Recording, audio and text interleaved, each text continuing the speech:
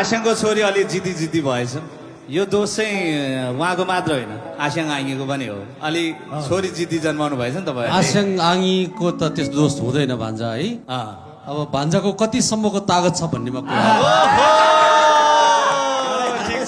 आज खास भनौँ भने त मैले मेरो छोरीले यस्तो राम्रो शिक्षा दिएको छ यो अलि नबुझी गर्ला तपाईँले है छोरीले डाइरेक्ट जान्छु कहाँ भन्छ त भन्दैन नि त अब हेर्नुहोस् है उही माथि पनि अब मोक्तानको छोरीहरू अलिक कडा नै हुन्छ भान्जा है त्यसले गर्दा अलिक सोचेर विचार गरेर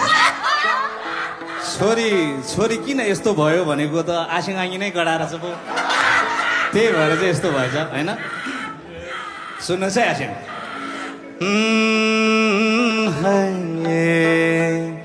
सुन्नुहोस् आस्याङ होइ आङ्गी छोरी साह्रै जिद्दी भो होइन त साह्रै जिद्दी भो सुन्नुहोस् है आस्याङ होइ आङ्गी छोरी साह्रै जिद्दी भो बुढी कन्या भएरै जिन्दगी माइतीमै बित्ने भो सुन्नुहोस् है आस्याङ होइ आङ्गी छोरी साह्रै जिद्दी भो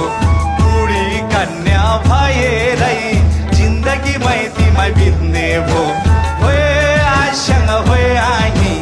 यसलाई जामे पिन बाँकी आप पिनमा होइ आस्याङ होइ आङ्गी यसलाई जामे पिन बाँकी आप पिनमा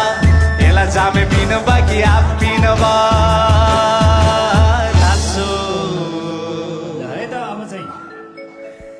ल छोरी हार्नु भएन है इज्जतको सवाल आइसक्यो यहाँ बाबु आमा माथि कुरा उठिसक्यो यहाँ बोल्नु पर्यो गाउनु पर्यो आमाको नि इज्जत राख्नु पर्यो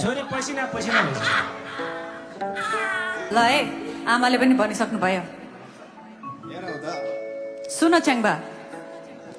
ल है